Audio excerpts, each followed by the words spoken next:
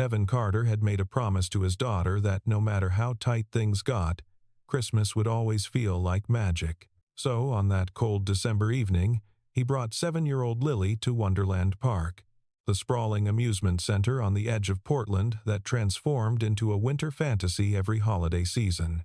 The entrance fee had cost him a full day's wages from his construction job, but watching Lily's eyes grow wide at the towering Christmas tree and the cascading fake snow made every dollar worth it. He had no way of knowing that this night would change everything, that a single act of kindness would collide with a mother's worst fear and open doors to a world he never imagined entering. The park pulsed with life. Thousands of families moved through the decorated pathways, their laughter mixing with Christmas carols blasting from hidden speakers. Evan held Lily's mittened hand as they navigated through the crowd.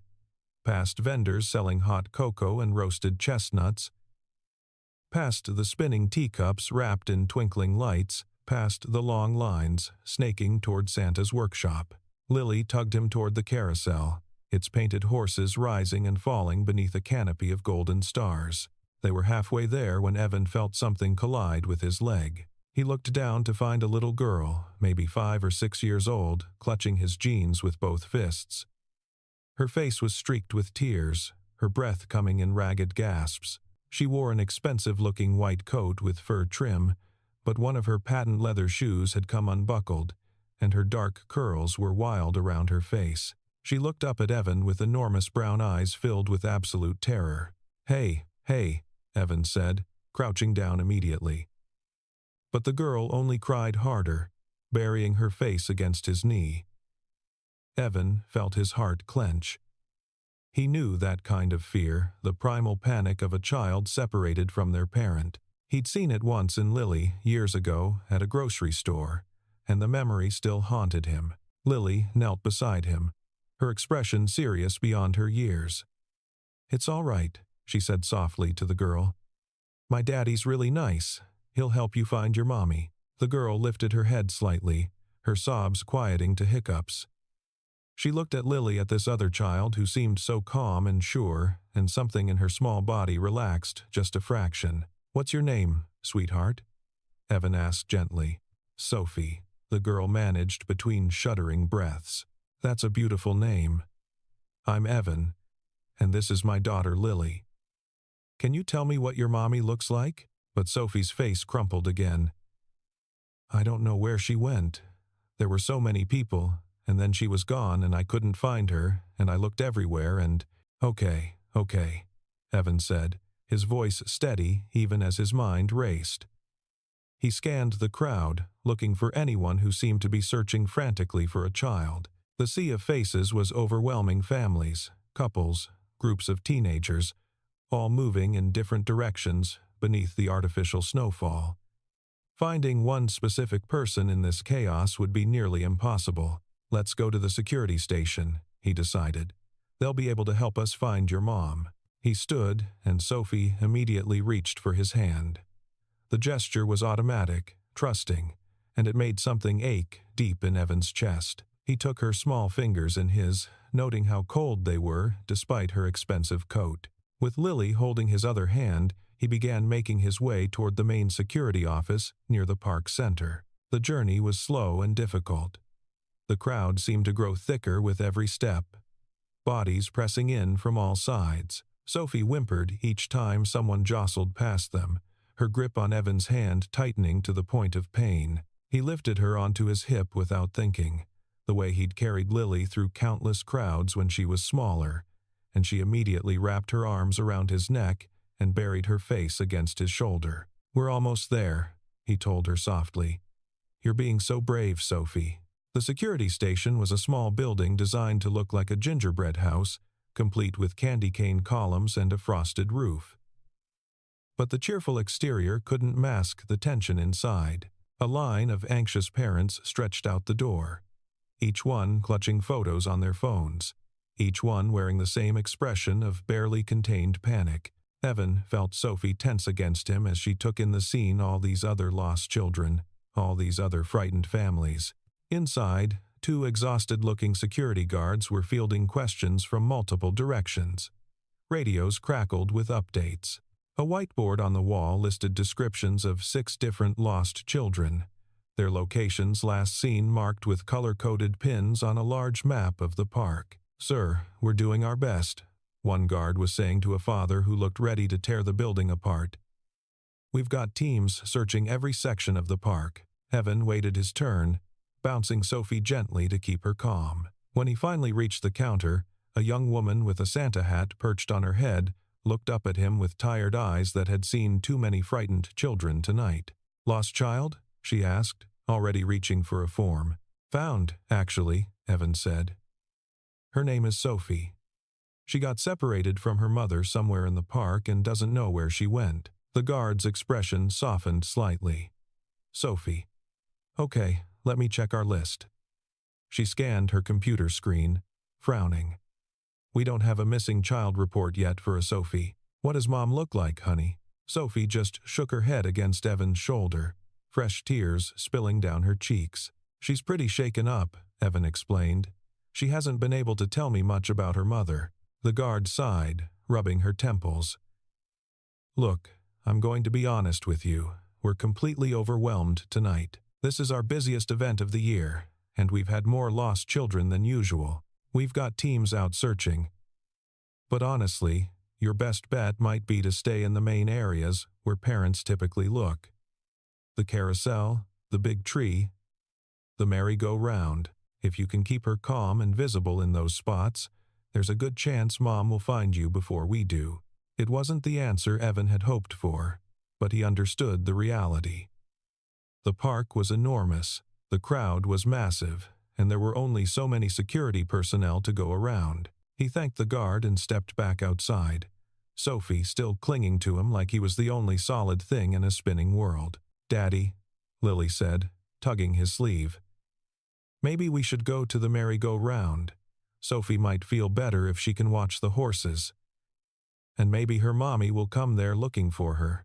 Evan looked at his daughter, at her earnest face and her kind heart, and felt a swell of pride so intense it nearly knocked him over. "That's a wonderful idea, sweetheart. Let's go." The merry-go-round stood at the heart of the park, its antique horses gleaming under thousands of tiny white lights. The carousel was a genuine antique, brought over from Germany in the 1920s and lovingly restored to its original glory. Each horse had been hand-painted with intricate details, flowers and ribbons and golden trim that caught the light with every rotation. A crowd had gathered to watch, their faces illuminated by the gentle glow. Parents lifting children onto shoulders for a better view. Couples holding hands as the music played its gentle waltz. Evan found a spot near the entrance where they could see and be seen, positioning them beneath a large candy cane arch that would be easy to spot from a distance. He lowered Sophie to the ground, keeping one hand on her shoulder to let her know he wasn't going anywhere. "Your mommy might come here looking for you," he explained. "So we're going to stay right here where she can find us easily, okay?" Sophie nodded, her tears finally beginning to dry. She watched the carousel spin, her small body slowly relaxing against Evan's leg as the gentle music played. Lily stood beside her, pointing out the different horses, the white one with roses in its mane, the black one with golden hooves, the dappled gray with ribbons streaming from its bridle. Sophie began asking questions about each horse, her voice growing steadier with each one. After a while, Evan lifted Sophie onto his shoulders so she could see better and feel safer above the crowd. The little girl's hands gripped his hair gently as she gazed at the spinning lights, and for a moment, she seemed to forget her fear entirely. And somewhere across the park, a mother was losing her mind. Alexandra Pierce had built a billion-dollar empire on her ability to stay calm under pressure. She had negotiated hostile takeovers without breaking a sweat, faced down boardrooms full of men who wanted to see her fail, and rebuilt her company from near bankruptcy after her husband's death left her with nothing but debt and a 6-month-old daughter. But none of that mattered now. None of her money, her power, her carefully cultivated composure meant anything in this moment, because her daughter was missing. She had turned away for 30 seconds. 30 seconds to answer an urgent call from her assistant about a last-minute change to tomorrow's charity gala. When she looked back, Sophie was gone. The crowd had swallowed her daughter whole, and Alexandra's entire world had collapsed into a single, screaming point of terror. She searched everywhere. She pushed through families, ignored the irritated looks, called Sophie's name until her voice went hoarse. Her security team, 2 men who usually stayed at a discreet distance, fanned out across the park, communicating through earpieces, but the updates kept coming back the same. No sign of her, no sign of her, no sign of her. 20 minutes passed. Then 30. Alexandra's legs were shaking, her designer heels completely inappropriate for this kind of frantic searching. She'd torn her cashmere wrap on a fence post and hadn't even noticed. Her perfectly styled hair had come loose from its pins, strands falling across her face as she ran. Every blonde child she spotted made her heart stop, and every time it wasn't Sophie, she died a little more inside. The Christmas lights that had seemed so magical an hour ago now felt like a cruel joke, their cheerful twinkling mocking her terror. She thought about every moment she'd been too busy to play with Sophie, every bedtime story she'd delegated to the nanny, every promise she'd broken because work came first, every school play she'd missed because of a meeting that seemed so important at the time. If something happened to her daughter, she would never forgive herself. She would give up everything, her company, her fortune, her entire empire, just to have Sophie back safe in her arms. When the call finally came through her earpiece, "Ma'am, we may have found her. Someone matching Sophie's description is near the merry-go-round." Alexandra was already running. She burst through the crowd like a woman possessed, shoving aside anyone who got in her way. The merry-go-round came into view, its cheerful music suddenly sounding like a mockery of everything she was feeling. And then she saw them. A man. Tall, broad-shouldered, wearing a worn canvas jacket. He had Sophie on his shoulders, her small hands gripping his hair, and he was pointing up at something, the lights, maybe, or the fake snow drifting down from hidden machines. Sophie was smiling. She was smiling while Alexandra had been dying of fear, and this stranger had her daughter on his shoulders like he had every right to touch her child. Something snapped inside Alexandra. Every news story she'd ever read about child abductions, every warning about predators in crowded places, every nightmare she'd had since becoming a mother, it all crashed together into a single, blinding wave of rage and terror. She didn't think. She just acted. "Get away from her!" Alexandra screamed, launching herself at the man.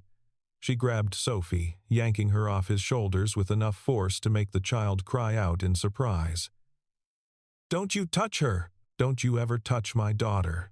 The man stumbled backward, his hands raised in surrender. He was saying something, his mouth moving, but Alexandra couldn't hear him over the roaring in her ears and the Christmas music blaring from nearby speakers. Sophie was crying now, really crying, and Alexandra clutched her so tight she could feel the rapid flutter of her daughter's heartbeat against her own chest.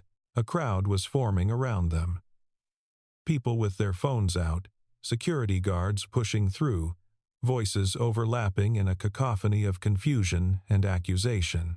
Alexandra saw the man's daughter, a little girl about Sophie's age, with neat braids, looking up at her with wide, frightened eyes. And some distant part of her brain registered that this didn't look right, that something about this scene was wrong. But she couldn't think past the animal need to protect her child. "Ma'am, please calm down," a security guard was saying. "Sir, can you explain what's happening here?" "I was helping her," the man said, his voice remarkably steady despite the chaos swirling around him. "She was lost. We were waiting here for her mother to find her." "Liar," Alexandra spat. "You had her on your shoulders. You were carrying her somewhere. I was showing her the lights on the tree. She was scared, and I was trying to distract her while we waited for you." "Mommy, stop." Sophie's voice cut through the noise, high and desperate. "Mommy, stop it. He helped me. He's nice. He and Lily helped me find you." Alexandra went completely still. She looked down at her daughter, at Sophie's tear-stained face, at the way she was reaching toward the stranger's little girl with one hand, even while she clung to Alexandra with the other. "What?" Alexandra whispered. "I got lost," Sophie said, her voice trembling. "And I was so scared, Mommy. And then I found Evan and Lily, and they helped me. They took me to the security place, and then we came here so you could find me. Evan said you'd probably come here looking. He saved me, Mommy. He was saving me." The world shifted beneath Alexandra's feet. She looked at the man Evan and saw him clearly for the first time. The kindness in his eyes, the protective arm around his own daughter, the complete absence of threat in his posture. He wasn't a predator. He was a father, a good father who had done exactly what she would have wanted any decent person to do if they found a lost child. And she had just attacked him in front of hundreds of people. The shame hit her like a physical blow. She opened her mouth to apologize, but the words wouldn't come. Her whole body was shaking now, the adrenaline crash combining with the horror of what she'd done to make her feel like she might collapse right there on the pavement. "I'm sorry," she finally managed, her voice barely audible above the crowd noise. "I'm so sorry." "I thought." "It's okay," Evan said, though his face was pale and his daughter was pressed against his leg, clearly frightened by everything that had happened. "You were scared. I understand." But Alexandra couldn't accept his grace. Not yet.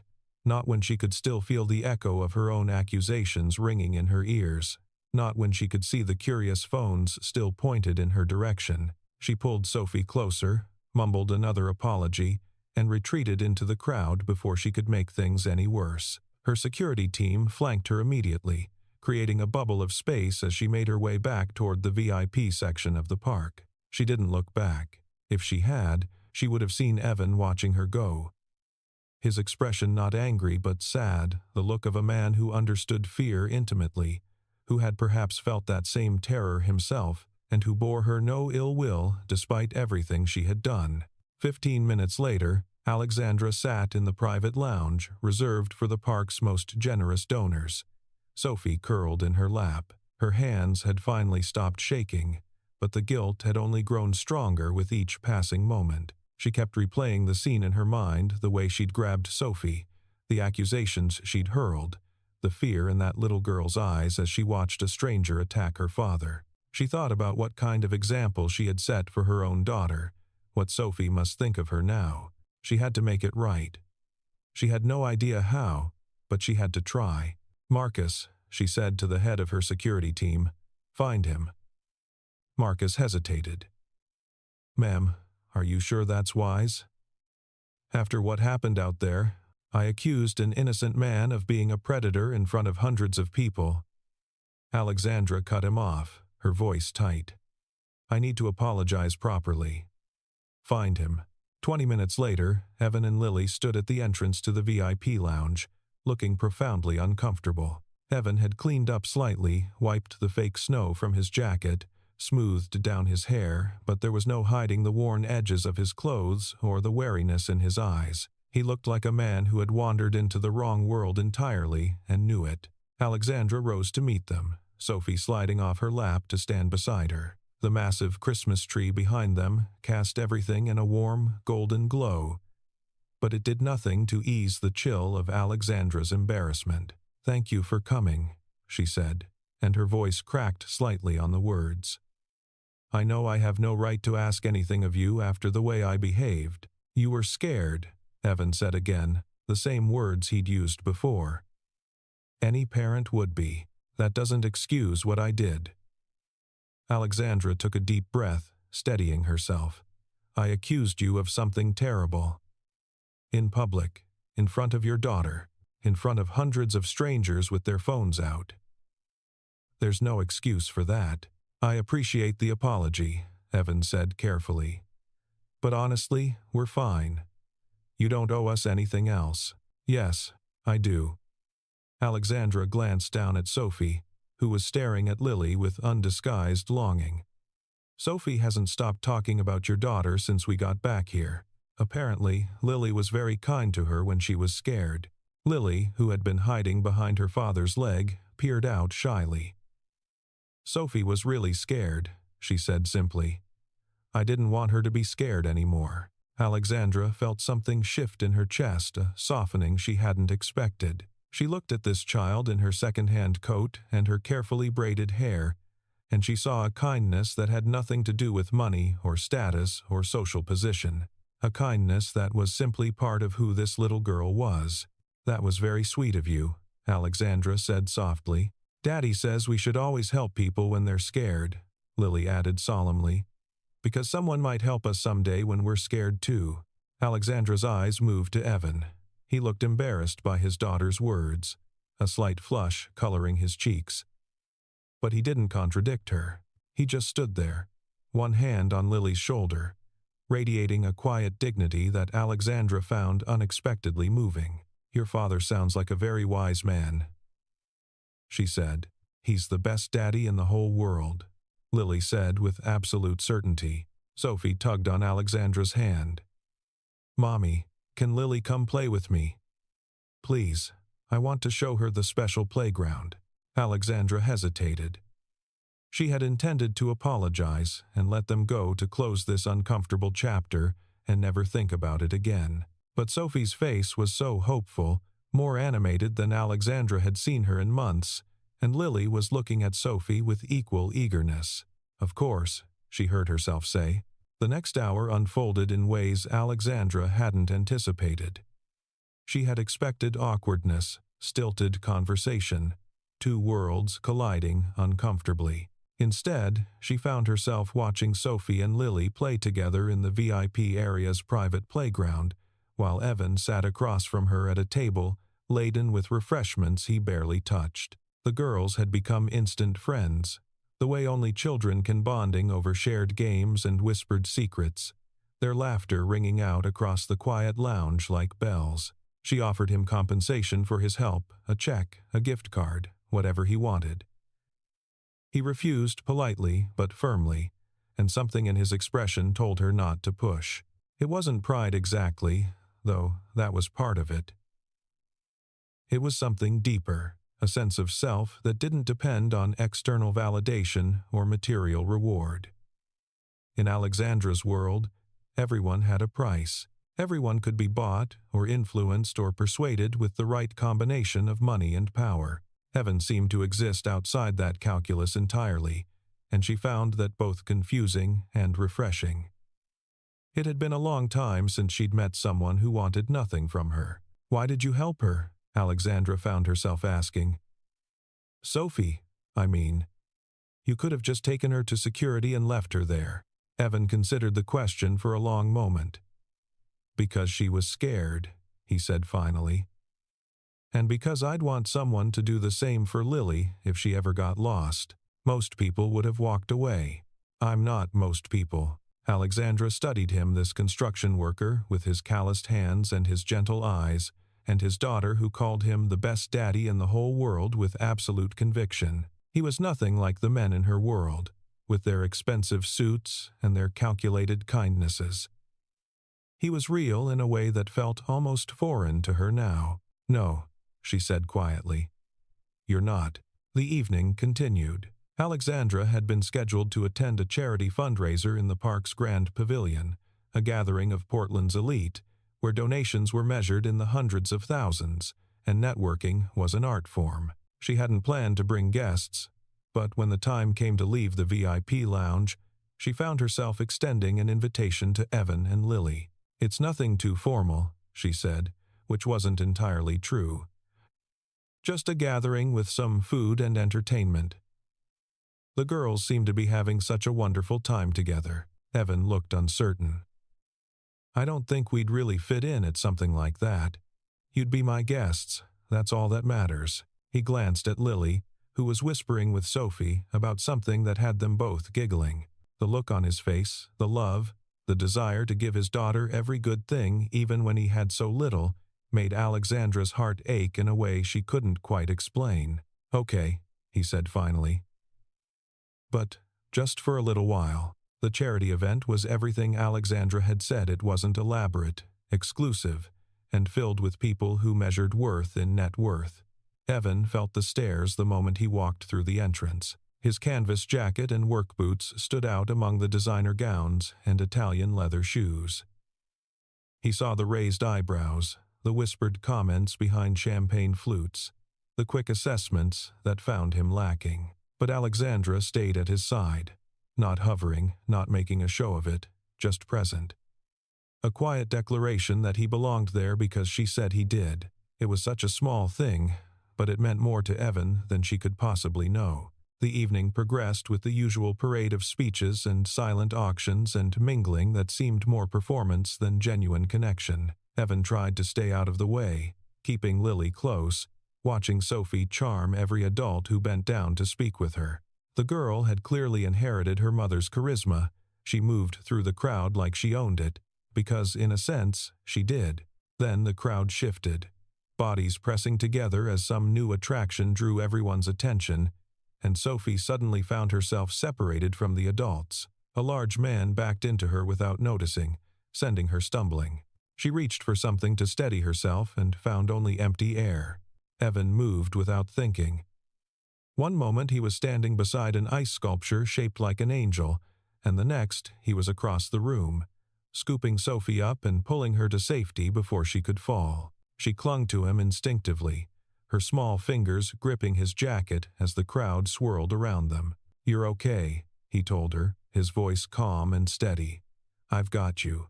Alexandra had seen the whole thing. She'd been mid-conversation with a tech CEO when she caught the movement from the corner of her eye.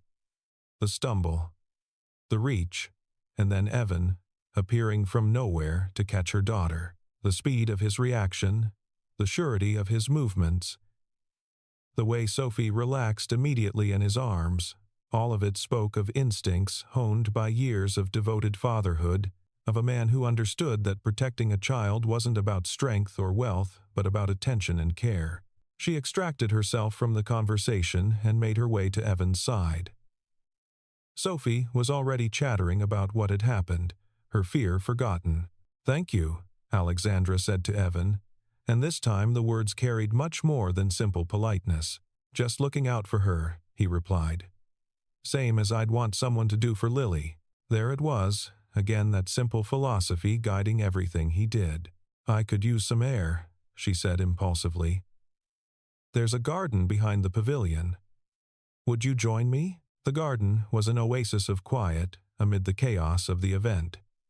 String lights wound through bare branches, casting everything in soft, golden glow. Alexandra led Evan to a bench near an empty fountain filled with luminarias. Sophie and Lily ran ahead, playing some game that involved chasing each other around dormant flower beds and dissolving into laughter every few seconds. "I never thanked you properly," Alexandra said, sitting down. "Not just for tonight. For taking care of Sophie when she was lost. You already thanked me. I accused you of kidnapping and then thanked you. Not quite the same." Evan almost smiled. "Fair point." They watched their daughters play in silence for a moment. Alexandra noticed how he tracked Lily's movements without being obvious. The patience in his posture, the lines around his eyes that spoke of both laughter and worry. "Can I ask something personal?" she said. "Lily's mother?" A shadow passed over Evan's features. "She passed away. 3 years ago. Cancer. I'm sorry. It was right around Christmas when it happened." He paused, watching Lily spin in circles with Sophie. "That's why I try so hard to make the holidays special. I don't want Lily associating this time only with losing her mom. I want her to have happy memories too." Alexandra thought about her own loss, her husband's sudden death. Rebuilding everything while caring for an infant who would never know her father. "Sophie's father died when she was 6 months old," she heard herself saying.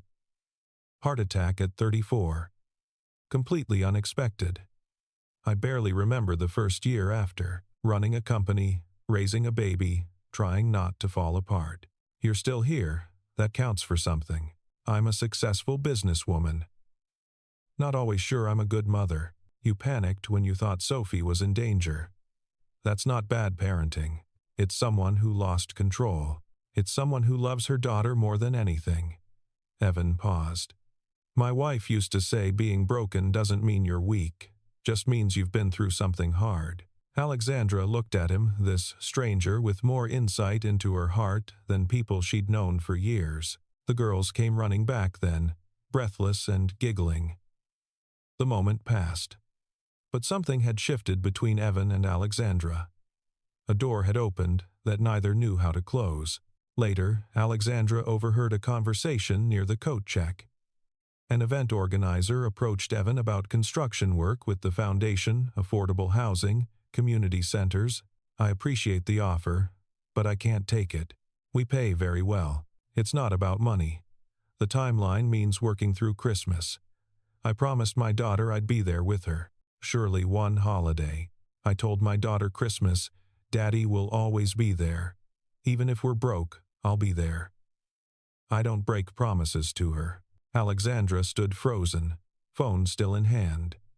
She thought about Christmases she'd missed or half attended, mentally composing emails while Sophie opened presents. She thought about Sophie's terror when lost was that because Alexandra had given her reasons to doubt that her mother would always be there. She found Evan near the exit, helping Lily into her thin coat with its broken zipper, but Lily looked at her father like he'd hung the moon. And Alexandra understood that there were kinds of wealth that had nothing to do with money. Wait, Alexandra said. Sophie's school has a winter program, enrichment activities, field trips. Sophie wants Lily to attend with her. I'd like to sponsor her enrollment. The warmth drained from Evan's face. You want to pay for my daughter's school. It's gratitude, not charity. Feels like charity. Evan, you think because I can't afford fancy schools I'm failing Lily? That's not what I'm saying. Then what are you saying? They faced each other, suddenly distant. Alexandra saw his pride, his defensiveness, the fear of every struggling parent, the terror of being seen as not enough for your own child. Sophie made her first real friend tonight, Alexandra said carefully. My daughter is lonely. Kids at her school perform friendship instead of feeling it. This isn't about saving Lily. It's about helping Sophie. Then say that. Don't dress it up. Fine, I'm asking for help. Sophie needs a friend. Will you consider it? Before he could respond, two small bodies hurtled between them. Sophie had her arms around Lily's neck, both giggling. Are you fighting? Sophie asked worriedly. No, sweetheart. Lily tugged Evan's sleeve. Daddy, can I go to Sophie's school? She says they have horses. Evan looked at his daughter's hopeful face, then at Sophie, watching with equal intensity. Two girls who found each other in a crowd of thousands and didn't want to let go. He sighed. We'll talk about it. To Alexandra. I'll think about it. Not yes, but not no. The fireworks started at 10 great blooms of color exploding across the winter sky. Alexandra found Evan standing apart from the crowd, Lily asleep in his arms. She's worn out, he said quietly. Sophie too. She's in the car. Alexandra moved beside him. I wanted to apologize again for the school thing. You offered something generous. I got defensive. Because I made it sound like charity. Because I'm too proud. He shifted Lily's weight. My wife always said I'd rather drown than admit I need a lifeguard. A rocket burst into golden sparks. Alexandra saw the weariness in his face, the weight he carried every day without complaint. I wasn't lying about Sophie being lonely, she said. Tonight was the first time I've seen her really play in months. Because of Lily. Lily doesn't have many friends either. We move around for work, so maybe this isn't charity either direction. Maybe it's two girls who need each other. Maybe. The finale built. Explosions coming faster. I don't want you thinking I'm buying my way out of guilt, Alexandra said. What happened earlier was unforgivable. I already forgave you. Why? Because you were scared for your daughter. I would have done the same. He faced her. You're not a bad person. You're a scared one. Like the rest of us. The words hit hard. She blinked. Grateful darkness hid her tears. Thank you. For seeing me. Not just the billionaire or the woman who makes scenes. That's all anyone wants. To be seen. The last firework exploded white and silver, hanging before fading. Alexandra made a decision. Have Christmas dinner with us, you and Lily. At my house. Evan blinked. What? No event, no guests, just 4 people who need each other more than they'll admit. Alexandra, tonight has been the most real thing that's happened to me in a long time. I don't want it to end. He looked at her for a long moment. Lily stirred in his arms, murmuring something in her sleep. Okay. We'll come. Alexandra's smile was like another firework, bright and sudden and beautiful. Christmas Day arrived, wrapped in snow and pale sunshine. Alexandra's Victorian home had been transformed by decorators into a winter wonderland. With garlands draped over every banister and candles glowing in every window, but she'd asked them to leave the dining room completely alone. That space she decorated herself with Sophie, spending the morning cutting out shapes from construction paper and arguing over where each piece should go. Paper snowflakes hung crookedly from the chandelier, no two the same size. A centerpiece of pine boughs and red berries sat slightly off-center on the table, arranged by Sophie's enthusiastic but inexperienced hands. It wasn't perfect by any professional standard. It was infinitely better. Evan and Lily arrived at 4. Lily clutching a handmade card she'd spent the entire morning creating. The little girl had drawn a picture of 4 people holding hands, too big, too small, under a Christmas tree, with careful letters spelling out "Thank you for being our friends" across the top. She thrust it toward Sophie, who accepted it with squeals of delight and immediately dragged her upstairs to show her something important. They'll be inseparable, Alexandra observed, watching them go. For today, at least. Maybe longer. They cooked together, actually together. Evan made his grandmother's stuffing while Alexandra tackled potatoes. They bumped elbows and laughed at their incompetence and produced something edible, if not gourmet. The girls came down wearing matching tinsel crowns they'd made for each other, holding hands like they'd been best friends their entire lives. "This looks yummy," Sophie announced, eyeing the spread. "You haven't tasted it," Evan warned. "Doesn't matter." "It looks like love." Alexandra caught Evan's eye across the table. He smiled, unguarded and warm, and something in her loosened. After dinner, they moved to the living room, where fire crackled and the tree sparkled. Sophie presented Evan a small box with great ceremony. "I made this because you saved me." Inside was a bracelet woven from thread with beads spelling hero. Simple, imperfect. "I love it." Lily gave Sophie a drawing of 2 girls holding hands under a rainbow. "That's us, best friends forever." Sophie clutched it like gold. Alexandra watched, then spoke quietly. "I've been thinking about what you said, about keeping promises, being there no matter what. I haven't been good at that with Sophie. I get caught up in being Alexandra Pierce and forget to just be Sophie's mom. You're a good mother. I'm a busy mother, not always the same." She watched firelight on Sophie's face. "I want to be better." Then tell her, "I'm scared. Do it anyway."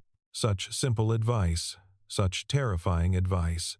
But Evan said it with such faith that Alexandra believed it possible. When the girls fell asleep by the fire, Alexandra and Evan sat watching embers glow. "This is nice," Evan said. "I'd forgotten what family feels like. Multiple people, chaos, noise." Alexandra nodded. "I never had this. Even when Robert was alive, Christmas was always catered." "Perfect." She smiled. "This is better. Crooked snowflakes and lumpy potatoes. Love." "That's what Sophie said." Evan turned to face her. Firelight painted shadows across his features.